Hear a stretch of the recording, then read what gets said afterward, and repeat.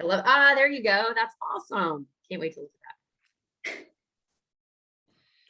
that. Well, also, it's really important to welcome co-hosts and all of our guests here.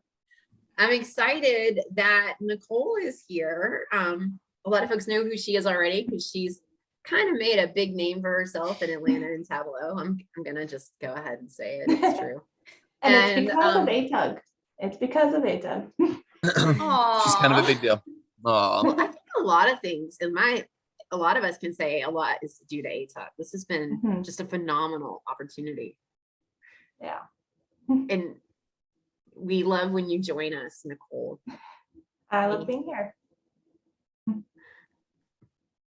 didn't know if you want to say any other words. I shouldn't have put you on the spot there. Yeah. Great. No, happy to be here, and definitely need to update my LinkedIn photo because that's where that came from. And that baby is 4 years old now. Aww. A reminder to go to LinkedIn and update my photo. That's awesome. Where'd you take that picture? Do you remember? Actually, in Cincinnati, so that's where I live. Oh, okay. Right beforehand. Yeah. So here's what we have coming up today. Really excited to have Emily here with us. Emily, you want to say hi? And Hey. I'm excited to chat about this. we have put the question out in the community several times, and we'll do the same today too, is, hey, just if you have ideas of topics you want to hear about, let us know, because, well, we want to bring you the best content out there. And sure enough, a lot of questions about adoption and enablement. It's something that I'm definitely working with right now in my own job. So those of you who had that question, we have this today. And I know Emily is a great, actually I've had conversations with her in the past about, hey, how do we do this thing? So excited to hear what she has to say about it. And after that, we're going to talk about some Tableau tips and tricks. And we're kind of all over the place. We're going to talk about different tips. And so Nicole's brought a tip. Nelson and myself, we're going to be talking about, well, like I said, we're all over the place with different types of tricks. So you'll wait and find out. And at the end of our show today, we've got Kahoot with Karen. And she's got some great questions today.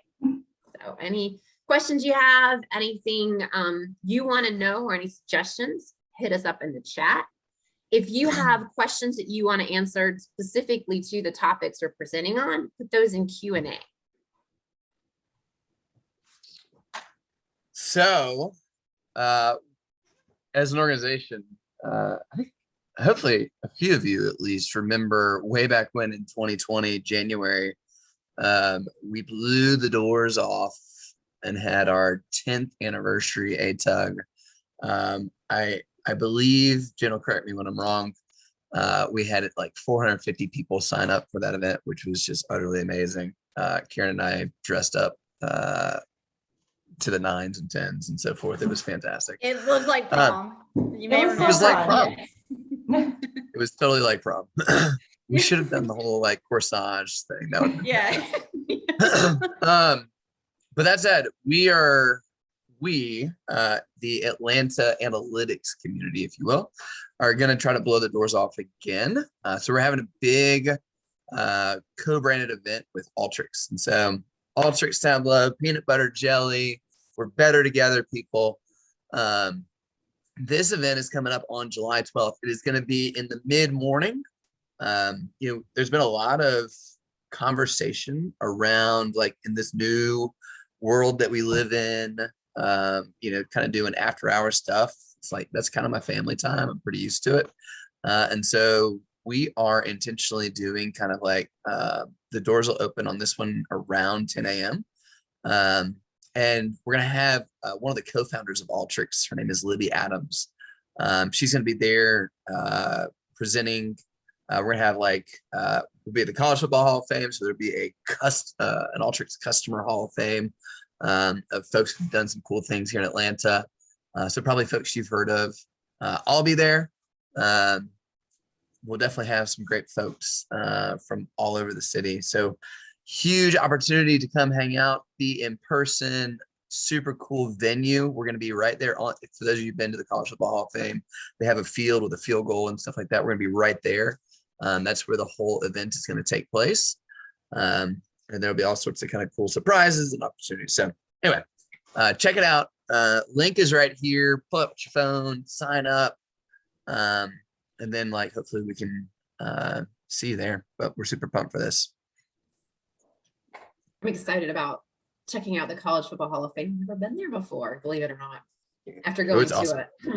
a couple Hall of Fame colleges myself, go Dogs.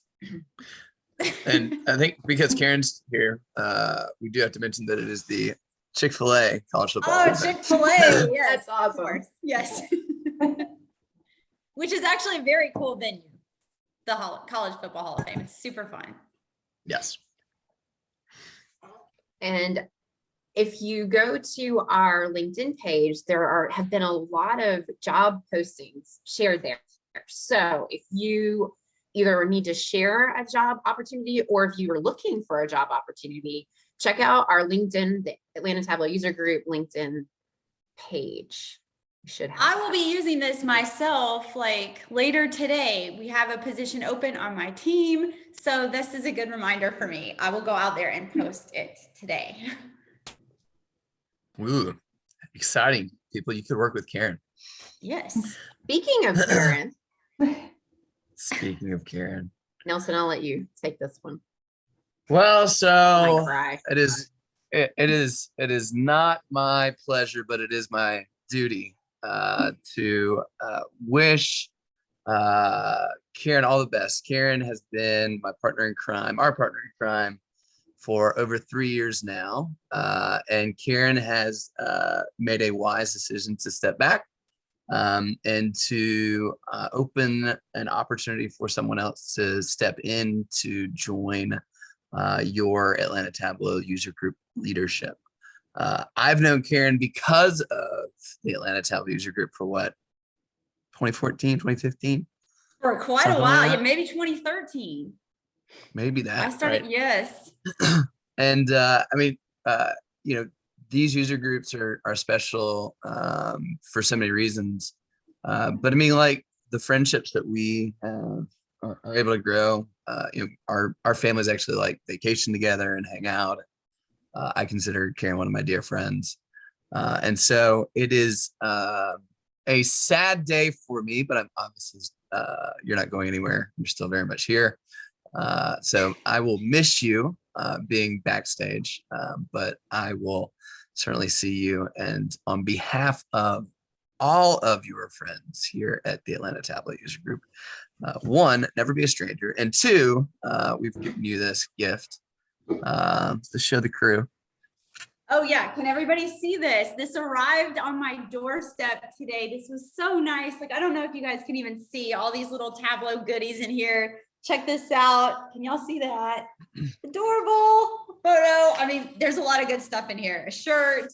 Thank you guys so much. And being part of ATUG has been like, I've learned so much just coming to ATUG for all these years. And then it's sort of a dream come true to get to be one of the leaders. Like, that's so cool. Like, I really always looked up to Paul and Andy for so long. And Nelson, you're like totally right. It's been a great way to like really develop some close friendships. And I'm really only feeling the need to step back because we have 4 kids and life. I'm just going to be like teaching Sunday school, having my own class for one of the kids' grades next year. And I just want to devote a lot of time to the kids while they're still here. But ATUG has been super fun. So thank you guys so much for this and for everything. Aren't you? I'm gonna miss those meetings when we're talking, and then there's the Karen, y'all, I have this idea. A lot of y'all don't know this. A lot Always of with these great hands. ideas come from Karen, and they come No, in a that's not y'all. true. That's not, but the y'all is true. I love it. Love it. All right. Well, so calendars before we get going. So we told you about July 12th. There is no just so everybody is aware, there is no ATUG in July. So we had already kind of planned to take July off.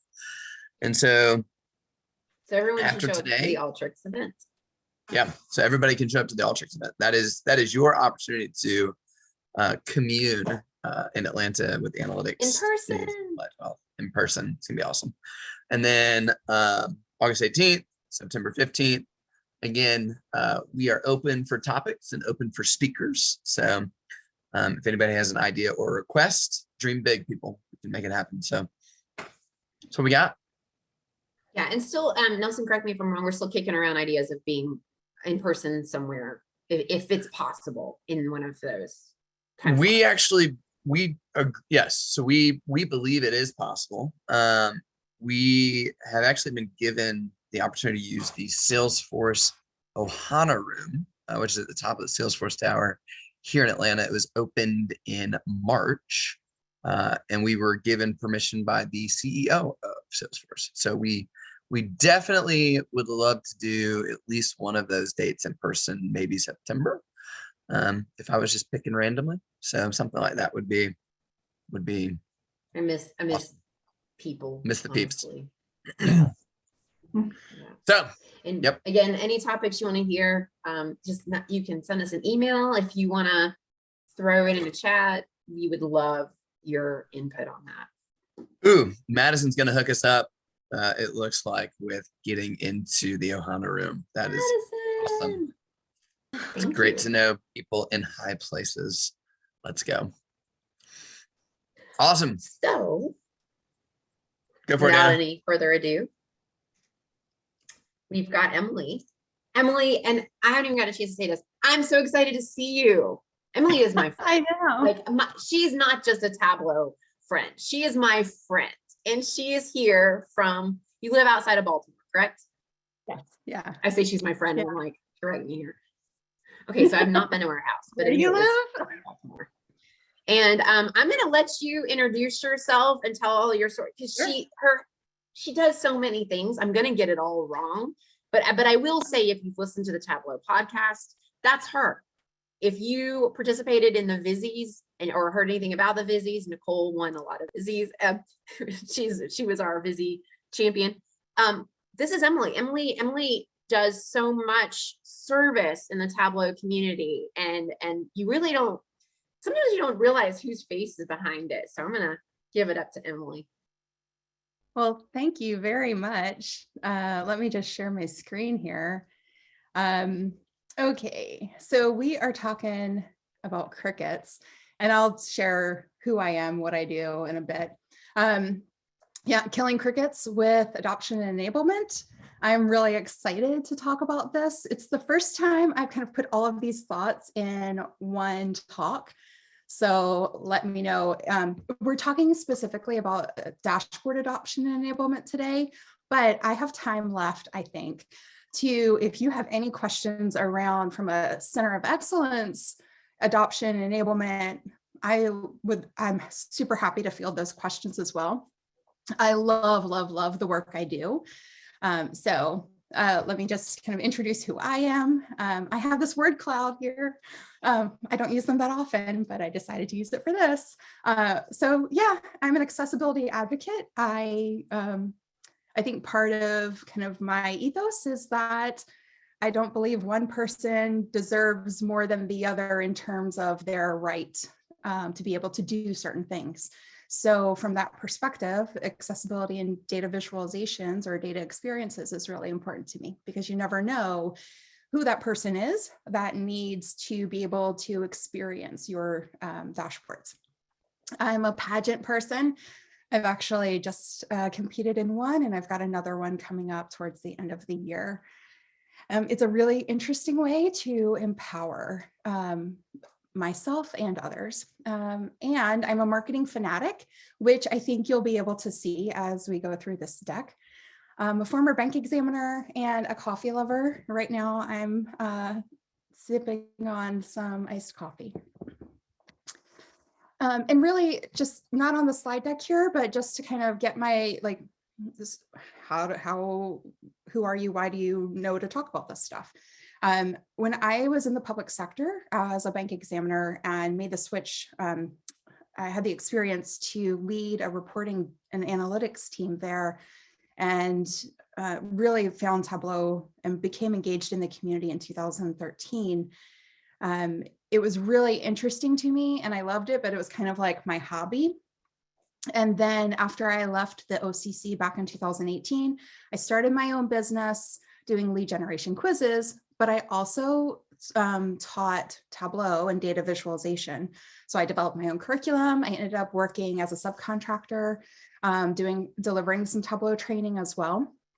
And I loved it. And one of the things I remember telling Anna was, look, I can deliver this training, but they have they have some like fundamental questions that they need to they've got to get some things in place here, because training will only get you so far. And I talked about how it would be really neat to do some Tableau enablement work, because just like learning about it isn't enough. And then the opportunity at Red Hat came available because I was like, well, I've never seen Tableau enablement consultant as a job before. And this is everything that I've done in the community. Anna mentioned a couple of things with the Vizzies, the Tableau Wannabe podcast. Now it's called Tableau World Podcast. I founded the Tableau Fringe Festival. So, and I had blogged for, 4 years, pretty straight, pretty consecutively, like month over month, and then turned that to podcasting. And now I kind of get back into blogging every once in a while, but I had done all of this work that I absolutely loved. And now at Red Hat, I kind of get paid for it, which is really awesome. So that's been my journey to where I am today from a business perspective. But when it comes to dashboards and adoption and, the work that you do to put into it, I feel like you're like so proud of the work that you do. You don't want to put it out there and just hear crickets, right? Like the chirp of silence is awful. So what are some ways, how can you ensure that the dashboards that you're putting out there are adopted, that people know how to use them, that they are successful? It's a struggle. Depending on how your organization is set up, depending on how you work and others work, you can be on the struggle bus, and it's a real issue. So as I go through some of these points that I'm going to cover today, it's just from one perspective. And what I would love for you to do as you think about these things, or as I'm talking about them, one, think about like, how can, am I doing this? Number one, because you might be already doing this, so it might be great validation for you. Secondly, like, okay, your organization may not work this way, but how could you take some of these points and incorporate them into your own working environment? So I acknowledge that it's easy sometimes to put it on paper and harder to like put it in practice, but it is a worthwhile exercise to go through that. So when it comes to dashboard adoption, if a dashboard is published and no one uses it, does it even exist? I think the answer to that is no, except it takes up server or space on Tableau Cloud. And here's why I say that. I was involved, it was like my first Tableau project ever. So, like I'm already nervous. And it was the first one in my agency where we had to actually like marry data sources together, because prior to that, like individual reporting systems had been used. I mean, we were marrying people data with some examination, like people data with examination data. It was like the whole thing. We finally got it out there. The actual story behind it is very traumatic because there were a lot of lessons learned from it. But we finally got it into a place, and it was right around the time I was moving into a managerial position. So I was told to hand it off to one of my direct reports, which I did. And then he became responsible for finishing it out, refining it and maintaining it. And he worked with the business person to get it going, to take it the last mile, which was fine. But then that business person left. She retired, I think. And I And a couple of years later, I saw this guy down in the hallways, and I was like, "Oh, hey, Tim." I'm like, "How is that dashboard? You know, I'm so curious. Like, do people use it? Like, have you changed it?" He was like, "Oh, you know, like I don't really hear anything about it." I'm like, no news is good news, right? And I'm like, "Huh, okay." And I knew that there was like a chart in there that, like, I mean, first dashboard, first workbook, major project, this chart was awful. So I knew that that chart needed to be redone. And I was like, "Did you change the circle chart?" "Oh no, that's still in there." I'm like, "Oh, okay." And so fast forward a little bit, and I'm having a conversation with some leaders. And they said, "You know, what we really want to do is measure commitments between business lines." And I was like, "Oh, we already have that." And so they were going into like solutioning it. I'm like, "No, we already have that. It's in this resource allocation workbook. It's on Tableau server." What? Now, these are people who should be in the audience for that. Like they have access to it. And I'm like, why don't they know about it? As it turns out, the reason why Tim didn't hear anything about this dashboard or this workbook was because people weren't using it, to the point where people didn't even know it existed anymore. So there was definitely an adoption and an enablement issue because people were not using it. And I think back and I'm like, oh my gosh, this was such a mountain of work to do. Like this was like, it was 2000, like 10 or 11 when we put this together. So I don't even know what version that was. It was before they started naming it by years.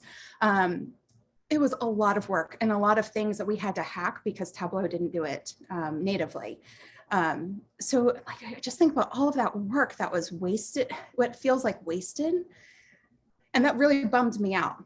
So I never want any of my work I don't want that to happen to my work, and I don't want it to happen to others as well. So how can you prevent against that? Well, I came up with this concept called UAM squared. I wasn't fancy enough to like actually do the little like 2 as a squared, but UAM 2 squared. You could also call it the cricket killer. And it's really around understanding, awareness, marketing, and monitoring. And if you remember, I'm a marketing fanatic, so this kind of plays into that. What it really gets to is the first part of it in understanding is knowing your audience. And this isn't just knowing your audience from a requirements to build out the dashboard. It's really knowing them. How do you reach them? What are they like? Are they high touch people? Do they need personal attention, or are they low touch? Could you just hit publish, send them a link, and you're good to go? Is this somebody that like people are excited and they are so excited that they're gonna take it on and help you evangelize this dashboard? Or do you need to provide them a little more support to get them excited and start talking about it? Go back to, why is this dashboard important? Like, you know, it's the WIFM. What's in it for me? Well, what's in it for the person using the dashboard? Are people running away from pain or going towards pleasure? That's a concept in sales and sales in particular, where people are motivated a lot of times by avoiding pain and seeking pleasure. So seeking something good. So what is this dashboard going to do? And you may think, well, Emily, I mean, it's not like this dashboard's gonna like take them to an island with like, I don't know, a floaty and like fun drinks. No, it won't, but are they going to be able to recognize revenue from it? Is it going to make their life easier? Because what you can start to do then, and we'll talk about this a little bit in the marketing section, is start using that point here of like, are they running away from pain or going towards pleasure? You can use that in your messaging. And we'll talk about that a bit more. And has this been discussed in the business? So has this dashboard that you've been working on, has it been discussed in the business? And how was it discussed? Was it an edict? Like, we are moving from X to Y and we all will be using this? Edicts, you know, I guess they can work for some people, but not everybody's going to be happy about it. So there may be some resistance. So how can you help overcome some of that resistance? Or is it been talked about like a new tool is coming out and it's going to help us do this, so automatically people are getting excited about it? Or have there been crickets? Like there really hasn't been any discussion about it. That means you might have to do a little more work. So, but understanding this information is super helpful. Also identifying who is your dashboard influencer. This is the person who can help influence others' behaviors to get them to use this dashboard.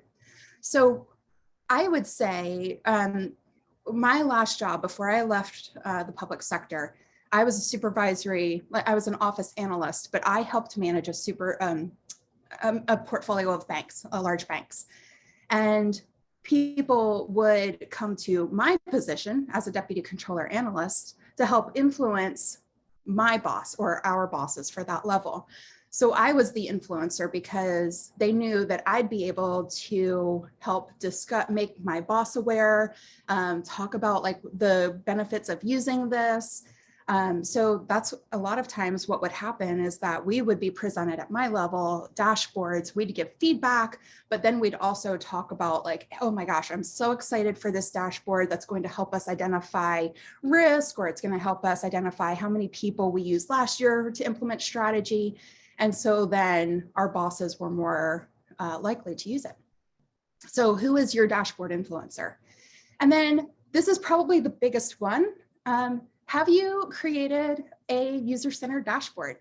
I've been fangirling a bit because I did go to TC and I saw Keith Dykstra's talk. Keith Dykstra and Kendra Allenspach, I think her name is, from Interworks, developed this talk, which is amazing.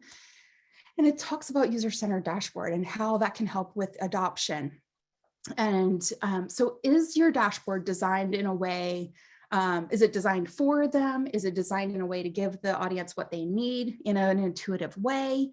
If it's meant to provide insights, does your dashboard actually provide insights? Basically, does it do what it's intended to do and works for the person? Those dashboards that are user-centered are more likely to be adopted and used because they have the user in mind. And Keith and Kendra have an amazing talk. I really highly recommend it. They just spoke at our Red Hat Global Tug the other day. So moving on from understanding. So then we move into awareness. So like people, you may have an understanding, people may or may not know about this dashboard. So going back to this resource allocation workbook, we have people that didn't know about it. Now, how aware is your audience of this dashboard? Is it a redesign? So this is really just an improvement. So they already know about the old and now they can learn about the new. Is it totally new? What, if anything, has been communicated about it? Has somebody from the business been talking about it? Was somebody from the audience involved in the development process?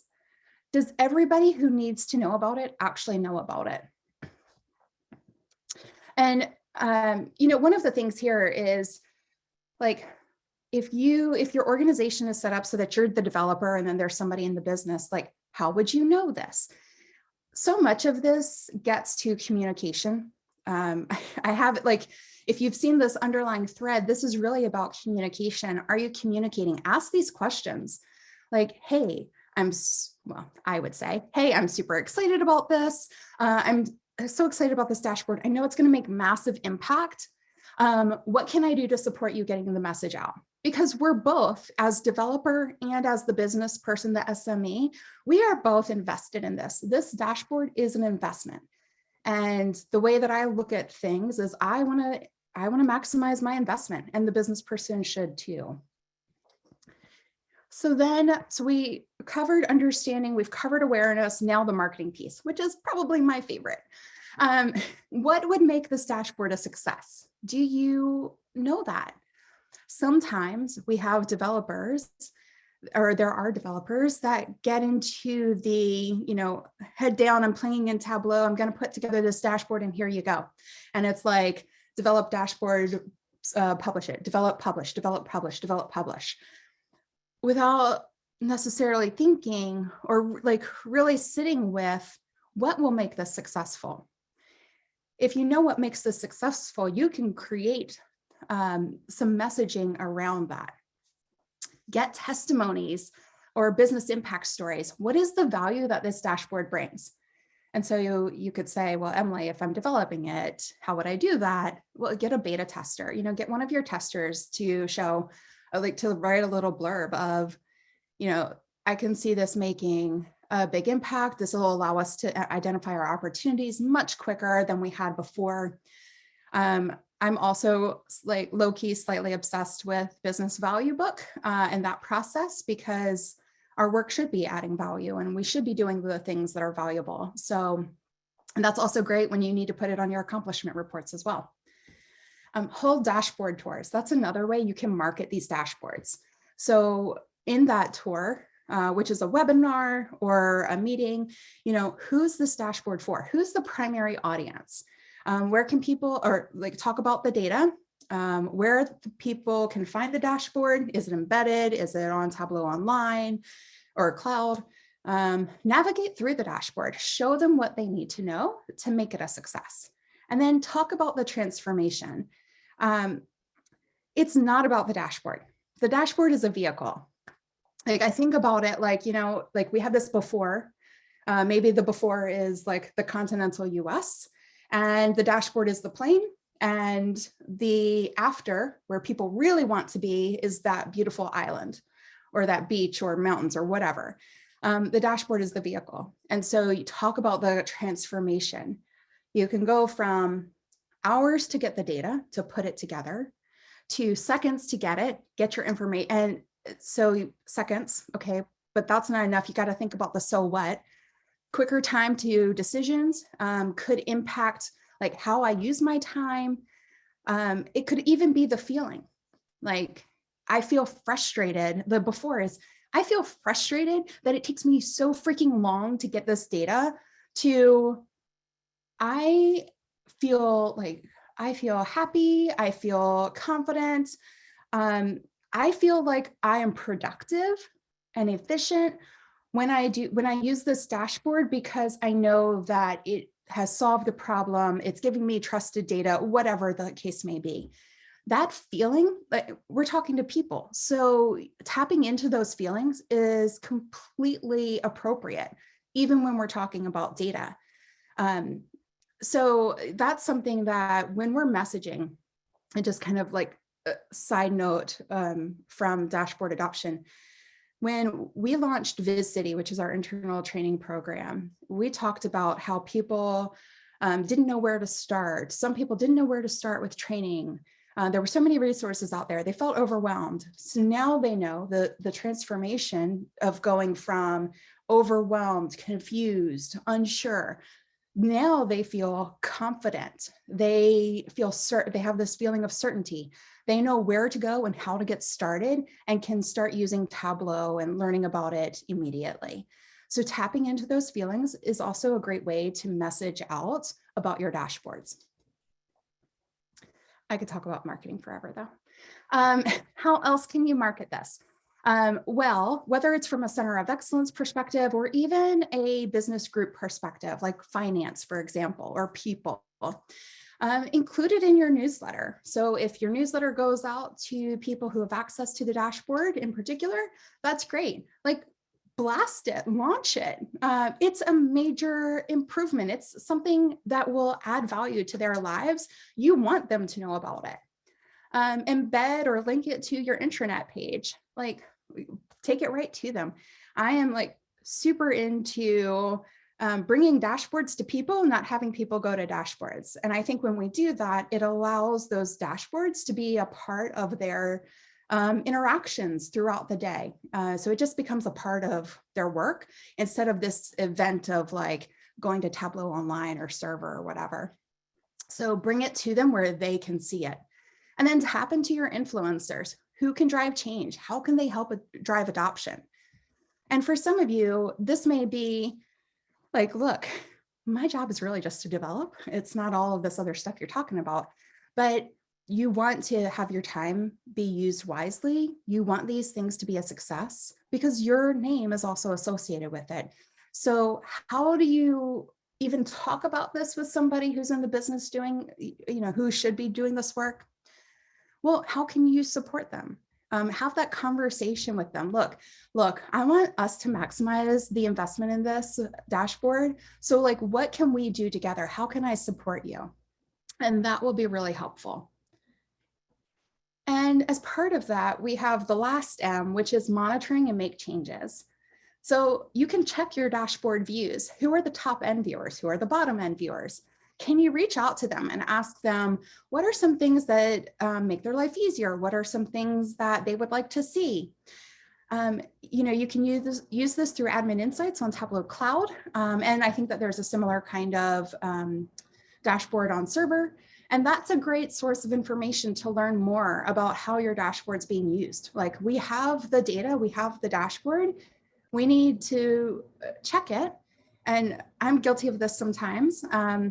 We have this data, we need to make sure we're not just collecting it, but actually using it. So how can we use this to go back and help support our users? You can always check in with your users. Remember Tim, and no news is good news, and that's not always the case. And then make feedback easy. Email buttons in your dashboards, Google Forms, GChat, Teams, Slack, make that part of your dashboard, links to those, but make that feedback process easy for them. And then make changes based on that feedback, and promote changes. That helps instill trust and credibility, and also helps with like relationship building, because you're listening and then taking action. So going beyond one dashboard, if I think about enablement at scale, one of the ways that you can help people is, especially if you're doing COE-like activities, do some viewer training, help them feel comfortable and confident in getting the information that they need. A lot of times, sometimes people may go to a dashboard and say, well, this isn't what I need. Like, I need a different view of this data. Okay, cool. Like, filter and custom view, right? But they may not know how to do that. So provide that training. I love this. I love this feature that we have where it's like an internal YouTube. So we put that training up there on our internal YouTube, and then we link to it, and it's available for all of the business users to be able to get to help them. So they're leveraging our work that we're doing to help them communicate with their viewers, and post it on your internal sites as well. And then shout out awesome work. Shout it out in newsletters and team meetings and town halls. I saw a dashboard the other day in a town hall that I had a data doctor session with this person who was demoing it, and the demo went really well, but encourage your people to do that. And then provide your developers these cricket killer ideas. So when you forget to kill a cricket, also known as I have crickets, AKA everything else you talked about was cool, Emily, and all, but my work environment isn't like that. So send an email and book time on the calendar for feedback and business impact. This 2-for-1 allows you to keep them involved and create ownership. Like, if you're asking, hey, I'd really love to get some feedback on this dashboard, you may hear crickets from them. Like, they may not respond to your email because they're so busy. So generally what I do, especially this is how I worked with business impact or business value, was sent them an email and said, hey, I'm going to be setting up some time with you to talk about business value. Or, hey, I'm going to be setting up some time. I've put them on notice. Then I create the appointment on their calendar. And that's where you can go through and talk about feedback. And that's helpful. It also keeps them engaged if you're working with a particular person from the business. Setting up feedback sessions to check in and nurture. There are 3 types that you can do. One is an interview where you're just asking them questions. Observation, which is the best, like have them drive and tell you what they're doing, what they expect, what they like. And having asynchronous feedback. So they provide the feedback, then you respond with questions and you go back and forth. And then the other thing you can do, and you want to do this in such a way that it's not burdensome. And I'm actually trying to work through, after going through our business value book process, kind of how we can do this very a lightweight way of doing this. but get them to provide a picture on the before and after. Did the dashboard increase revenue? Did it cut expenses? Did it make life work more efficient, easier? That before and after picture is the basis of business value. So have them kind of provide you that. And then what would make their life easier with the dashboard, going through user feedback sessions. And all of that will help you iterate to make it more valuable, but give you a really nice picture of the value it provides. And that's not just a data point, but also a really great way of saying, hey, this dashboard does have value. By the way, if your people aren't using it, they're missing out. And you can key in on some of those reasons why it made life better. So a few takeaways, create user-centered dashboards. Keith Dykstra and Kendra Allensbach have a great talk on this. Create ownership. They are invested in this work. They invested in it and they need to maximize that investment. Implement this concept of UAM squared for your dashboards and celebrate successes because that's always super good to do. And if you would love to, I'd love to connect with you. I love connecting with folks and talking about accessibility, Center of Excellence, enablement, training, all of that good stuff. You can find me on Twitter and LinkedIn. And if you have any questions, you can ask them now or later. So that's it for me and kind of on time-ish. Thank you. Oh, and I got my timer. Anna, you're on mute. That is totally what I did. You know what? The dog keeps barking and I keep muting myself. So there's that. So what I was saying, Emily, thank you so much for that. I'm in the world of, hey, I need to get buy-in from business users and I want things to be their idea, not just my idea, you know. So these are great tips for that. Yeah. And I mean, there comes a time where you may have to educate, like, you know this, Anna, but you may have to educate them. You may have to come up with the ideas, like at least to plant the seed, but then like give them something like a conversation piece, a point, and then like have them react and go forward with it. But either way, like it's their investment, whether they're investing money because you're using cost center accounting or because they're investing time in working with this. So it's an investment, maximize it. It's not a very sexy thing, but it's an important thing. I love what you said in the very beginning, Emily, where you were talking about like, if you build a dashboard and nobody uses it, it's like, you know, if a tree falls in the forest and nobody hears it, like, did you really build anything at all? Like, it's so true, right? Like, because the goal of what we do at the end of the day is to create an impact. And we want people to make better decisions based off of better information. And I'm gonna talk about a little bit of this in a minute, but like, I love like everything you said resonated. So thank you. And I was, by the way, I was distraught when I learned that people weren't using it because it was such a massive ordeal. Like, I mean, it was such a big deal, like getting this done and then to have nobody use it. Like I got a special accommodation for it. Like that's how big of a deal it was. And then for nobody to use it, I was like, oh my God, like all of that effort that we went through. You knew what had gone into It this. is so disheartening, yeah, when your dashboards, you look at the views and no one's viewing them. And then they're like asking questions like, I did this and I put my work into it and it's not going anywhere. Rocky asked the question, is anybody using a dashboard catalog to make it easier for users to shop and learn to use dashboards? We have thought about something like that. And now we're trying to figure out how, like, what would that look like for us? So I'd be curious as to whether people are using something like that and how it works. Yeah, I would too. This is interesting to me. Yeah, I don't think I've heard of that. I have to find it. There's a university that does this really well, and it's a Tableau dashboard that is a catalog of dashboards. And when you click on it, it takes you to, so that one's on their public site. And when you click it, it takes you to the server site. And then if you have access, you have to sign in. But then everyone can see every dashboard and they can say like, hey, I think I need access to this. And I'm gonna have to find that university because it's awesome. And they said it like completely drove utilization for their dashboards. We do have, sorry, Nelson, go ahead. I was gonna say, I've built those in the past and I've done it specifically for like executive audiences, but general, like also broad teams. And one of the cool things that we did with it was we made it so that if you were an executive, you only saw like these. And if you were like, if you were in finance, you only saw these and so forth. And it also ranked them and so forth. Like we were tapping on all sorts of data that is inside of the PostgreSQL database. And we were also using the REST API to pull thumbnail images. And it was pretty slick. Mhm. So it's definitely doable, but it's, you have to be very intentional about it.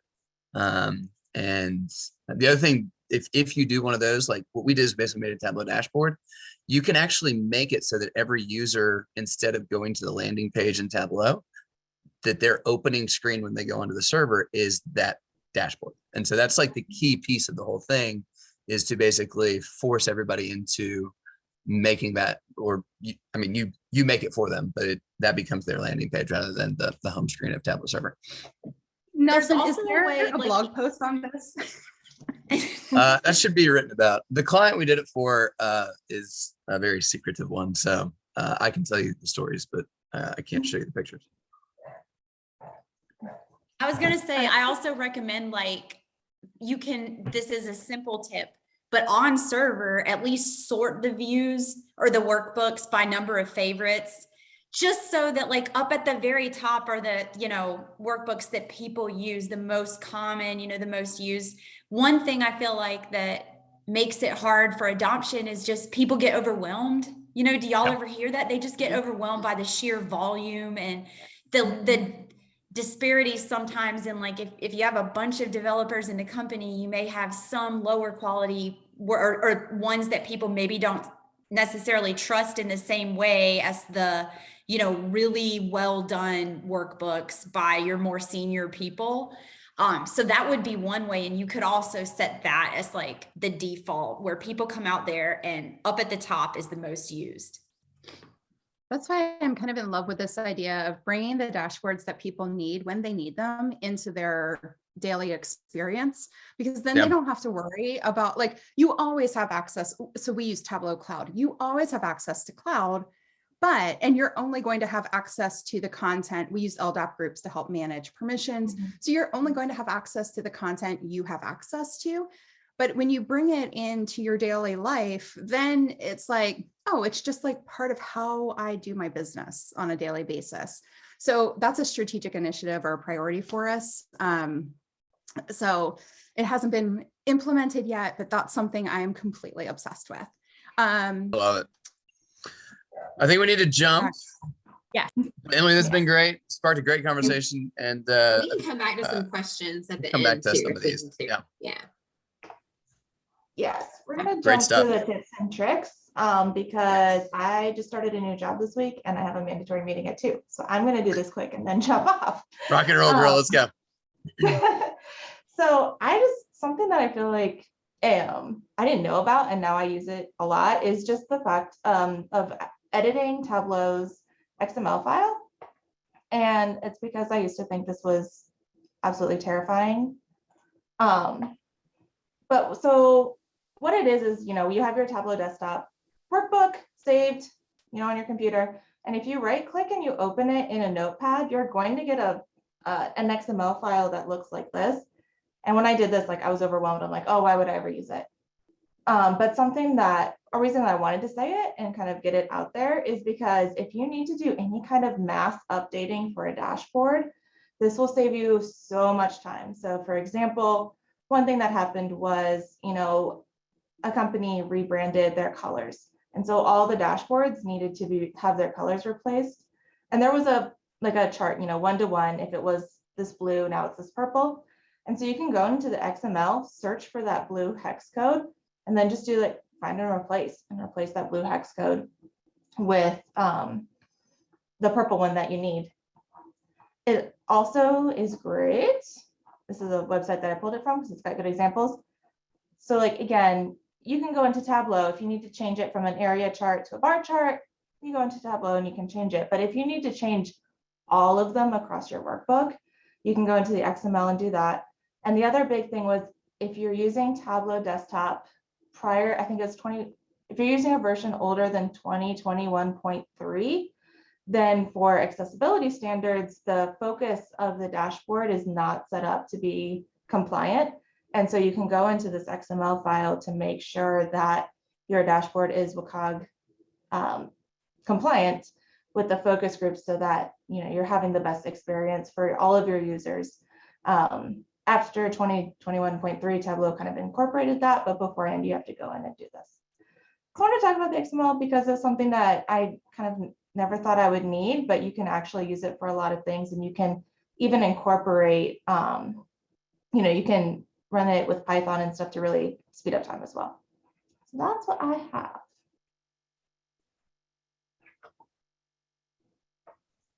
That's awesome.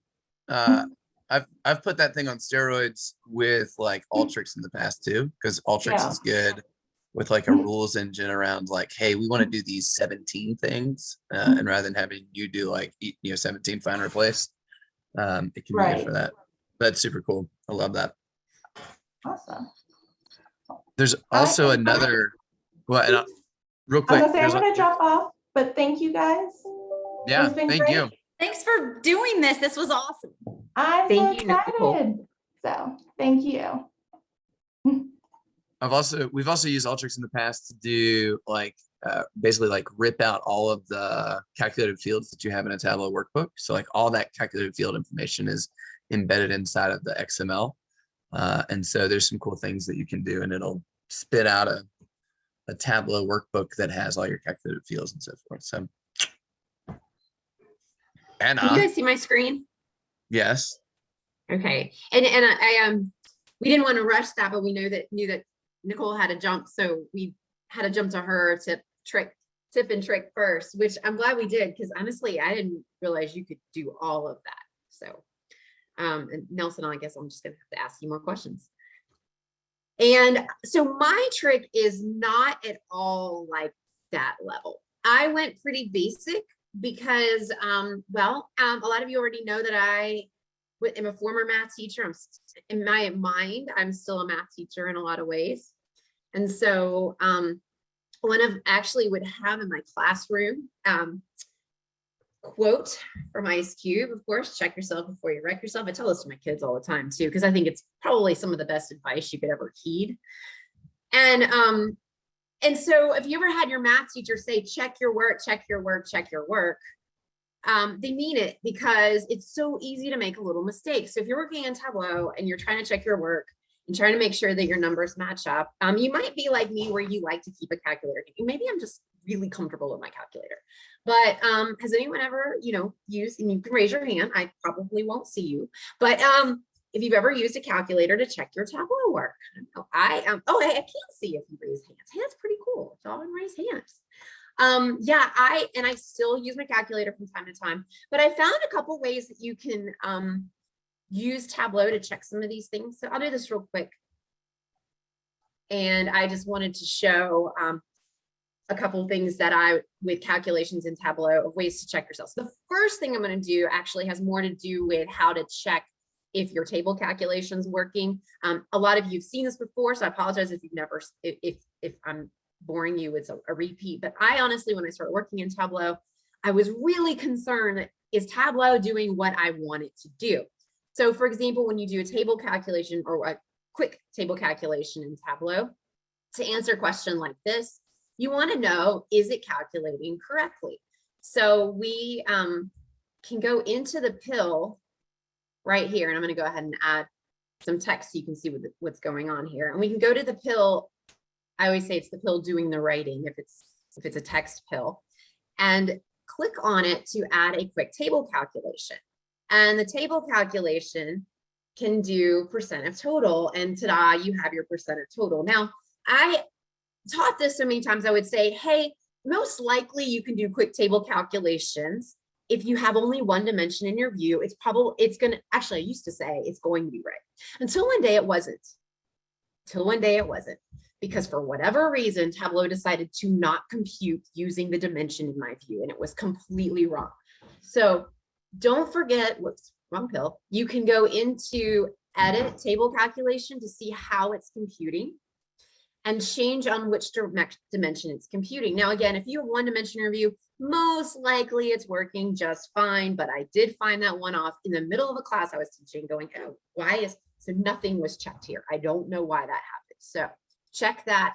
A lot of you folks can think in a different way than I do, and you can do the across down. My brain doesn't work that way. When at least when I first started working in Tableau, I understand what it means now, but I honestly didn't when I first started working in Tableau. So I had to think about it in terms of dimensions. And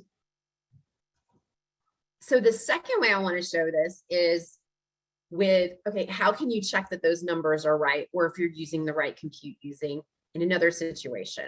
So in this situation, I'm going to look to see which marketing channel contributed to the highest percent of sales each year. So within each set of year, I need all of the bars to add to 100%.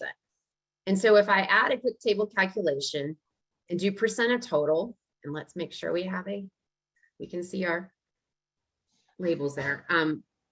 How do I know that if these add to 100%? Well, sniff test, it doesn't, you can even tell. But one little thing you can check down here at the bottom is it does give you that number. So long as it's the pill that's in the columns or rows, it'll give you that number down here at the bottom. So it's telling me the actual 100% is all of the panes together. If I wanted to look at, for example, only 2019 though, there's a little trick. You can lasso all of those bars, and at the bottom, it'll tell you what percent that was total. So you don't have to get out a calculator. You can just check that and go, yeah, that's not what I'm looking for. So do a quick check into editing your table calculation. And I'll show you this little trick Andy Kriebel taught it. He said he got it from somebody else, but I'll give him credit that you can say a sentence and just think about what you uncheck is what you're trying to calculate. So for each marketing channel, or is it for each year, you're trying to calculate the percent of total what? So what's checked is what you're taking the percent of. So what I want to know is for each year, I want to find the percent of total sales for all the marketing channels together. And if this works out correctly, at the bottom, it should say 400% because you have 4 years, and that's 100 times 4. I know you knew that already. You didn't need a calculator for that. But if you wanted to check that the bars within that year add to 100, you just lasso them and voila, there's your 100%. So someone else already in the chat gave some of my little tip away. That's okay, because that means you're on the ball and you already know how to check yourself and not wreck yourself. So all good there.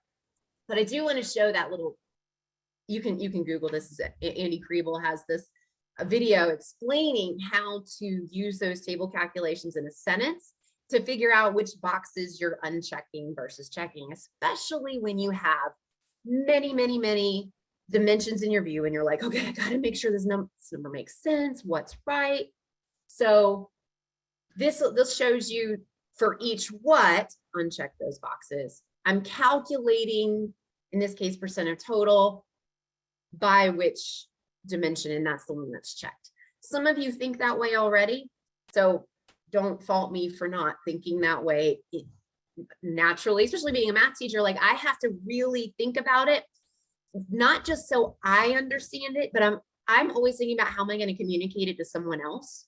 So this was a way for me to do that, and that's why I loved this little trick. Okay, so somebody else pointed this out already. So but you're right, you can use the summaries. So if you go to the worksheet at the top and show the summary, you get this summary box to the right here. Make it bigger. And this will show you what's going on in your data. In fact, you can even add more fields there. In the drop-down menu, you can also, for example, look at skewness and kurtosis, because by the way, if you're going to run regression, you can't have high kurtosis, not really, really high. Anything over 3 is not a normal distribution, and you're not going to be able to run a very reliable regression line, but that's another story. So what you could do though is in your view, and I'm just looking at all my products here in the Superstore. If you wanted to look at what these values were for just the above average, those products that sell and profit above average. That's always fun. Oh, another tip, you lose your title, you can just drag it back here. Undo never works. So I'm going to try to drag this is that lasso trick again. If you lasso the points that you want in your view and just want to look the summary stats of those, your summary statistics will update for you. I actually didn't even know that till recently because I just didn't know that. Like nobody sat down and showed that to me. And I went, wait a second, I don't need a calculator. So again, somebody else may already knew that. And I thought these were pretty simple tricks, but if you didn't know those, it may save you some time. It definitely saved me some time. And the last one, of course, the use case here is if you have that filter on there and you want to see how something changes just to, again, I'm thinking about sniff testing your stats here. Does this make sense? And you want to look what's happened to, for example, our products of categories that are the least profitable here. And you want to look at some of these summary stats over time. You can go through and click on keep them lassoed. Oh, no, that worked a second ago. If you move that, it won't. Keep them lassoed, and you can see how some of these change. So you can see how those values can change. And again, the drop-down menu in the summary will give you some other types of metrics that you can look at. So that was my hoping to be quick tip, trick, and hopefully that'll help you not have to use calculator as much. But don't forget to always check your math. I'm a math teacher, and of course I'm going to tell you that. Awesome. All I got. Love it. I love that. Let's see here. I'm trying to share my screen, and I'm trying to share this. All right, peeps. You feel like you should just be able to do this 2 years into this whole virtual thing. Do you guys see my screen? It's Yes, sweet. I still Awesome. see the tips and tricks. Yep. How about now? Even better? Yep. We see it. Cool. All right. So we put out there and said, hey, what would you like to learn this week? Justin, Brian, both kind of dug into this idea of like getting adoption. So that could be adoption of a dashboard, adoption of an analytic insight. There's Emily just been a great presentation talking about all the different ways to make things easier for users so that they'll actually use the stuff that you make. And so this is like a passion point for me. One of the things, obviously, I think many of you know, we started an organization about 3 years ago. And one of the things that I just got really passionate about was this idea of like, if we build stuff and nobody uses it, one, that's a big waste of money. That's a big waste of value. It's a big waste of time, big waste of energy and effort. And it turns out, I believe, that if you are thoughtful on the front end, you can actually not just get good adoption, you can get amazing adoption, but you've got to be really intentional about it. And so what is it and how does it look in order to get that adoption? It's kind of, one of the things that we love to think about here is just the idea of beginning with the end in mind. And so I love to show this. And if you've been around Daytug for a while, you've probably seen a demonstration of this before. But we have clients. If you work inside of an organization, you have the teams that you're supporting or the business units and so forth. So here that may be, very often you come into this kind of situation, right? And it's like, hey, I've got some data and I'm trying to do this thing with it, right? I'm trying to create success. I'm trying to create an insight so we make a better decision and improve the way that things are going, right? And some of the folks that you talk to may have awareness for the challenge that can be, and some of them have no idea, right? But for many of you, you are familiar with this kind of full-on data lifecycle. I got to take the data and I got to do some integration to get it from one place to another, and then I got to store it somewhere, and then I got to clean it back up, make sure it's of a good quality. Then I may transform it or, pivot it or do something funky. Once I do that, I'm gonna have to validate it all over again. And then, I want to roll it up so that it's fast and performant. And then I'm going to ask some questions and visualize it in some form or fashion. I'm going to have a layout of that so I can ask multiple questions at the same time and see how those questions play off of each other with some version of interactivity. And then, I want to make sure that, whatever shows up there is going to tell a story. And then if we do all those things just right, then we will have been successful, create the insight and make better decisions. And sure, you could start with the data, but I'm going to tell you that's rarely going to work the way you think it is going to work. Instead, what we actually focus on around here is this idea of kind of beginning with the end in mind. And so if we can engage with a stakeholder, a client, a business team, and kind of say, hey, when we are successful and build you the greatest whiz bang awesome thing, what is it? What does it do? Whose hands is it in? How often are you looking at it? What are the questions that it's answering? You know, what is that, not just the first question, the second level question, third level question, so forth, depending on how far down you kind of want to go with this, and begin to work that all the way back. Like, what are some of the stories you want to be able to tell? And, you know, ideally, how would you interact with something like this? And really get to a place where you've kind of sketched this thing out all the way down, you know, as far into the data lifecycle as you need to. Like, if you need to get all the way back to source data, well, the source data that you pick and what you put into a data warehouse should be directly correlated to the questions that you're answering and the insight you're trying to create, and the decisions that are going to be made.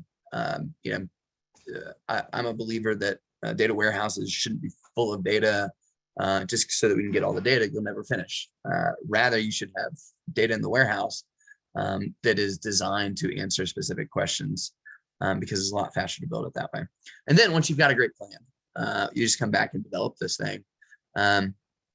And make it so that, you know, you already know what you're shooting at, right? You already know what the aggregation should be, because that was part of your success criteria. And you already know what the dashboard layout should be, because that was part of your success criteria. And so, you know, the development goes just a lot faster when you do it in this kind of formulaic thing. And I kind of love this quote because it puts me in the right mindset of how am I thinking about this? How am I wrapping my brain around this? And so it's just this idea of, before deciding what to measure, we must begin by deciding what we want to improve, right? Improvement should always be the key focus. Otherwise, why do it, right? If you build a dashboard that's pretty, but it doesn't help anybody, and it doesn't answer the questions that need to be answered, it will be that tree in the forest that falls and nobody hears. So there's that. The other thing that I would say too, again, this is another part of the big passion. Every successful solution that I've ever seen, including analytic solutions, I've ever seen, all have these three components. The first component is going to be people. So you have to know who your audience is. And not just who the audience is, but ideally in a future state, what would the ideal behavior of that person be? Now, sometimes it's helpful to go to like your best salesperson and be like, you're really good at this. Like, what is it that you do on a day in and day out basis, or a weekly basis, or monthly basis, or quarterly basis that makes you so good at what you do? And then you begin to try to create analysis or a dashboard that helps facilitate the thing that makes that person so good, and multiply that and scale that for other people, right? That's a really interesting use case for thinking about ideal behavior, right?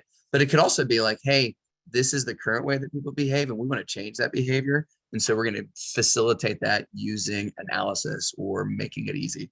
And so again, understand your audience. If you have an executive audience or an analyst audience or whatever it may be, understand kind of their persona and the ideal behavior that you want out of them, and start there. Then what you need to be able to do is, now that we have an informed human being, are they aware of the systems and the processes that are in place? Are there systems and processes that are in place so that that informed human can pull a lever and take an action when they need to, when the data says, hey, it's time to do something, right? It's time to create an action, right? Again, if you just give somebody knowledge and say, hey, things are really bad, but there's nothing they can do about it, it's a really helpless feeling, right? Then they'll get frustrated. They won't use your stuff again, right? So you've got to couple this idea of giving them the knowledge, but also giving them the ability to pull a lever so that they can make it better. And then, and only then, figure out what are the tools and technology to empower the human being and to facilitate the systems in the process, right? These three things have to work in tandem together. If you have two of these things, say you have a great process, you have great tools, but people are behaving badly, right? So now you've got the wild, wild west. You've got Tableau server and Snowflake and Alteryx and all this great stuff. And then you've got well-documented systems, but nobody's doing the right thing. It's like a bunch of 3-year-olds running around drawing on the walls, right? And so can't have that. If you have informed people and you have processes, but you don't have the technology, it's like everybody is doing great stuff in Excel and it takes 7 hours for everything to refresh, right? Like it's not going to work. You don't have the tools to make this thing happen, right? So you get the idea of two out of the three of these just doesn't work. So there's that. And if you need help thinking through like, well, hey, what tools make some of this stuff sing in the first place? We've got a list of them kind of here for you. Two other things that I would mention, and I could spend way too long on this, so I'll just go very briefly, but conceptually, there's this whole idea of like using this law of diffusion of innovation. And so there's this idea, and I've got a video at the end of this, and we'll send this deck out, I'm sure, that has Simon Sinek kind of talking through this. But the adoption of any idea or a dashboard or an analysis or anything like that typically looks something like this. Like you've got your innovators, and that's like, when it comes to, he uses Apple, so I'll use Apple because everybody gets it. Like the people that slept outside to get the first iPhone, like that's your 2.5% innovator. They identified, it spoke to the core of who they were. They wanted to be a part of it, and they didn't care how bad the first iPhone was. I mean, it was kind of cool, but it, comparatively, it didn't do hardly anything that our iPhones do now. But they were there for it, right? And they paid $1,000 for it, I'm sure. Then you have the early adopters, right? Those are the people that got iPhone 1 and iPhone 2. They didn't sleep outside for it, but like they were on that kind of bleeding edge, and they're like, I'm there, I'm interested. I know it's not perfect yet, but I'm here for it, right? And then there's this idea of the early majority, late majority, and the laggards. And the challenge for any idea is to get past those innovators and those early adopters. And basically that's like those two groups, when you add that up together, it's about 16% or 17% of the population. So basically most ideas can get about 15, 16, 70% of the population. And in many of your organizations, that's about the saturation that these analytical platforms have got. In order to get to a place where you can become a data-driven organization or be data literate, you have to have, near a majority of people have the ability to speak data. And until you cross over what's called the chasm, the tipping point right here, and get into that early majority, you're not going to get there. And so what does that look like when we think about like data literacy or data analytics? You're at those innovators like, I'm doing dark magic. Like this is super cool. Like I don't even, people don't even know how you did it. And now it's like, okay, cool. We have like champions, right? We've got super users. They do all this cool stuff. And there's like a group of them that are running around, making everybody else's life better. And then like getting into that early majority, it's like, your entire team or a business unit, it's like, hey, we have this great dashboard or dashboards, and that's how we begin to make decisions. And then you get into, okay, it becomes a common place in your organization where all of a sudden you're doing analysis on the fly in a dashboard in a meeting, right? And that just becomes normal, right? And some of you can't even imagine that. And that the reason is you can't is because you're not there yet. That's not the maturity of your organization. And then for the laggards to get, it's like, fine, can I still have a cross tab, right? Can I still dump this to Excel? Your charts are pretty, but hey, and so there's that. Like I said, there's a big component of like getting in the tipping point. But I would encourage everybody, this video is like 9-10 minutes.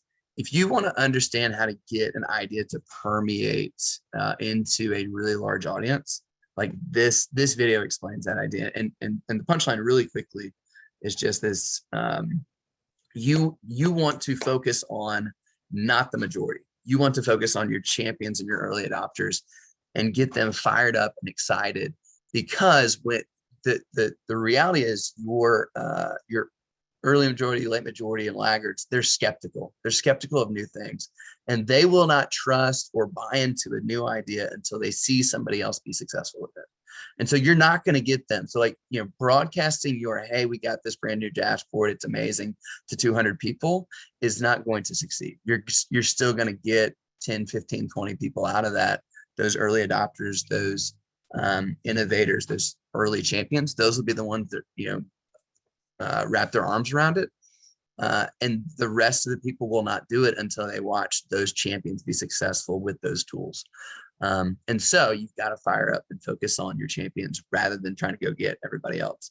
So I'm very big on, proof of concept, crawl, walk, run, where your crawl is focused on super users, and then hype up the success of the super users. Because then all of a sudden, when your majority sees those super users creating success, they're going to want to be a part of that. So that's, again, I could talk for hours on that stuff, but dig it. All right, everybody, we're back. That was fun. We still have Kahoot, Let's go. and we're gonna we're gonna jump right in here. And so let me share my screen real fast. So if you don't remember, That was really how cool though, to do Nelson. Kahoot, Yes. yeah, I was trying to do this multitask here and comment of that. And so can you see my screen? Can you see Kahoot? Yes. Yeah. So that dovetailed very well with what Emily had to say. And Emily, feel free to come on screen if you want to. We are going to play a Kahoot. And if you've never done this before, you can do this on your phone. You can do this on your browser. If you have the app, because you've been doing this a while, more power to you. Just go to kahoot.it and put in this game pin. So, Nelson, I forgot to ask, do we have a gift card this time? Oh no. We always Let's do. assume we do. We always do. Okay, go. We have Tableau Yes. a gift card to the Tableau store for the winner. But we should remind everybody, like at the end when it shows the winners, if you're one of the winners, be sure that you let us know in the chat, hey, I won. And we that need we will email have. addresses too. So if you're using Yeah, give us your a email pseudonym address. here, you need to make sure you're clear with who you are so we can find you. Also, make sure that these names are safe for workfix. Anna, you hung out with high schoolers for too long. Like I For feel like we've too always long. been. We're such a clean and wholesome group here. That's funny. No, I would have to revoke people from playing Kahoot if they had tried to push the boundary. And they don't think we adults are smart enough to know what they're talking about. I'm like, yeah, Probably not. yeah. All right. So we hear just another. My music didn't play. I had share sound. Oh, here we go. I got it. I just didn't turn it up enough. I'm here for it.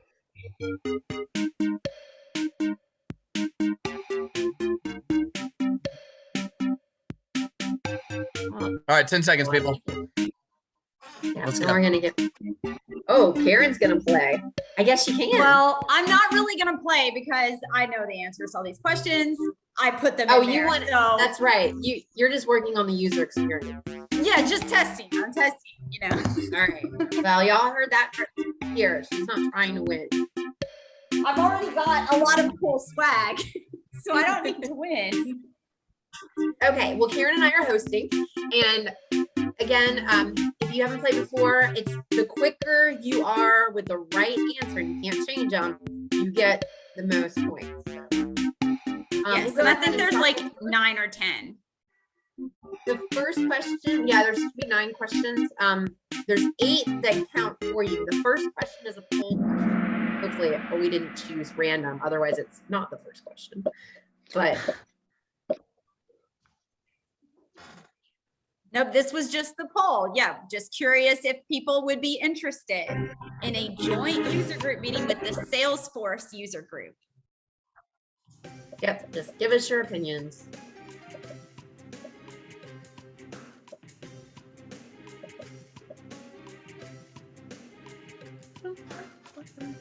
Great. Awesome. Okay. Looking good. Very I like it. cool. Everyone knows Salesforce. That's fantastic. Nobody said, what is Salesforce? Okay.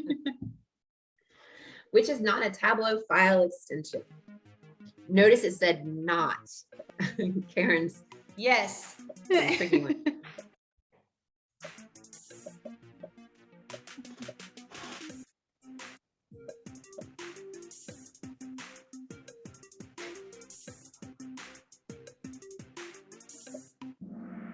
That one was Wow. tricky.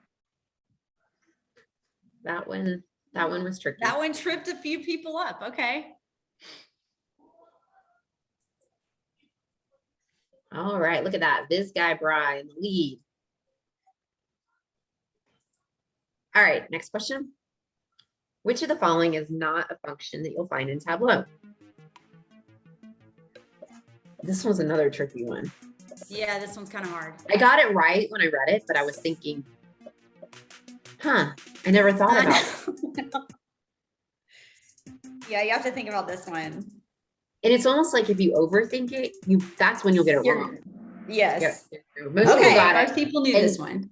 Yeah. Well done, people. Running. Well done. Look at that. Still anybody's game.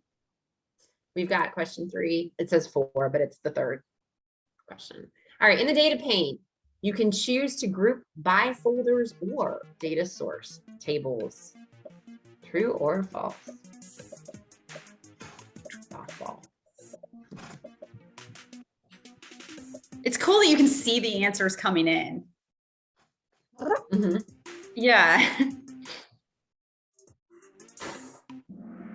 That is true. I like folders personally, but it does default Yeah. to the tables.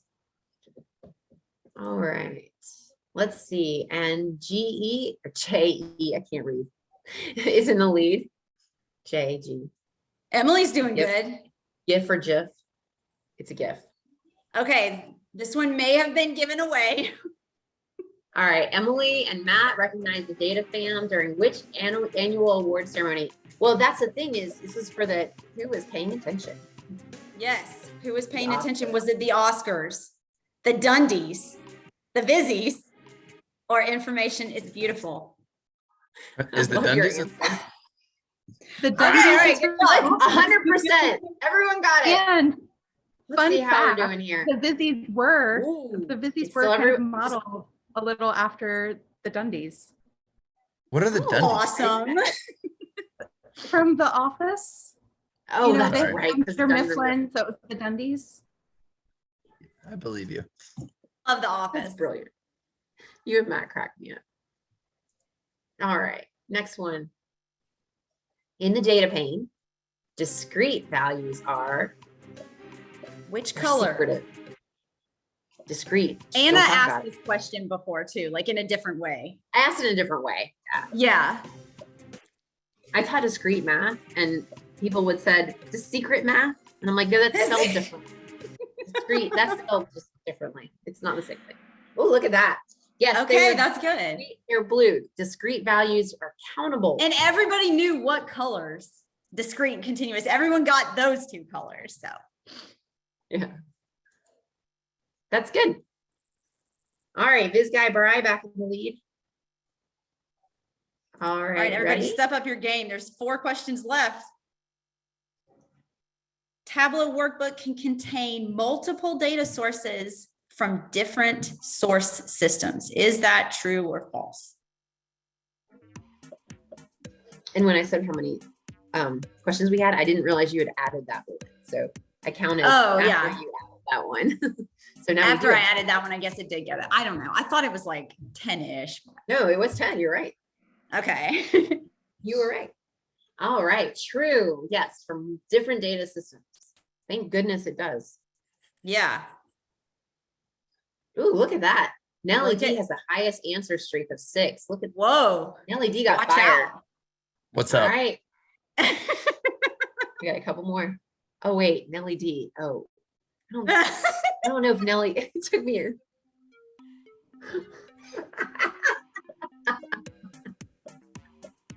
So which of these right. items cannot be drug onto the filter shelf? Sets, parameters, dimensions, or measures? One of them you cannot use as a filter. Good, most Okay. people got this. Yep, parameters. Yeah. I don't think Nellie D can win though. No. I don't know why I didn't think it was you. He always has that. I've seen it and I never put the 2 together because I'm always like thinking about, okay, what's a funny thing I can say about this question? When I see Nelly, I'm thinking of like, it's getting hot in here, like the songs. That's why we got I'm fired. yourself. I'm yourself. Yeah. All right, this guy Brian, let's go. We got 2 more. Which of the following is not a mark type?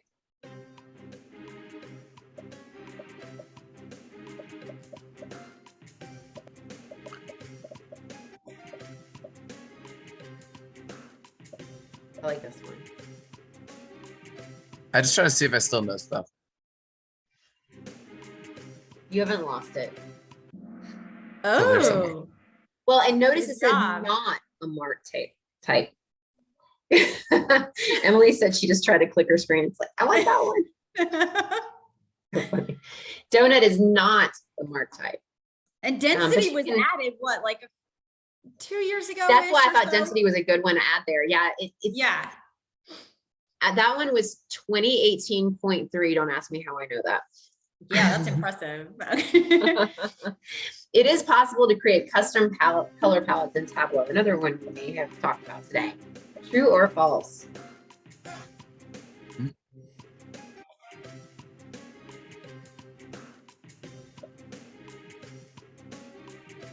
They do look like big buttons that you can press. I know. All right. Okay, that was Everyone- easy for. All right, so let's drum roll. Let's see who's on this podium. In third place, it's Vancouver. And y'all send us your names. J-E. J-E. And number one is Biz Guy Bride. Right. Okay, I'm taking this. I just took a picture of my screen, but we need the email addresses. Yes, so you can just send them directly to us. We just want to make sure that you get your stuff. So If you go into the chat and send your email addresses, just select like host and panelist. You can do it that way, or yeah, you can you don't email have to any of send it us. to everybody. Mhm. Want to make sure. I don't see any yet, so that's why I want to go. Okay, make sure we get those before we go. We need to make sure we get you. Okay, we got Brian's. Oh, we got Brian. James. James Emery. Okay, we got Andy them all. Piper. I miss you, Andy. And Well, everybody, Vancouver is Oh, that's Norbert. funny, Andy. y'all, it's been a fun Thursday hanging out. Huge thanks to Emily for joining us as well. And Nicole, even though she's not here anymore. Jen Lisford is always in the background making things happen. Huge thanks to everybody who helps put all this together. And one last parting goodbye to our dear friend, Miss Karen Henson. I'll be around. I'm gonna be logging into all these meetings. So Well, if you aren't, You'll I'm gonna see me say, in the why chat. aren't you here? There we go. Okay, back up there. I'll be logging into some of the meetings. Oops. Love it. Again, feel free to reach out to any of us. I didn't have a screen with our emails this time, so apologize for that. But you can find us also on the LinkedIn page that we sent, and anything else we need to send along. I'm going to double check before we go. Alteryx events, July July 12th, was it the 12th? 10 a.m. College 12th. Football Hall of Fame. I Be can't there or wait for that be one. Less awesome than you would be if you were there. I have to find out if my boss will let me go. It's gonna be tough. All right. We love you guys. Thank you for joining us, and reach out if you need anything. Have a great Thursday. Stay cool. Bye, everyone. Bye, y'all. Hi, thank you so much. Thank you, Emily. Appreciate it. Yeah.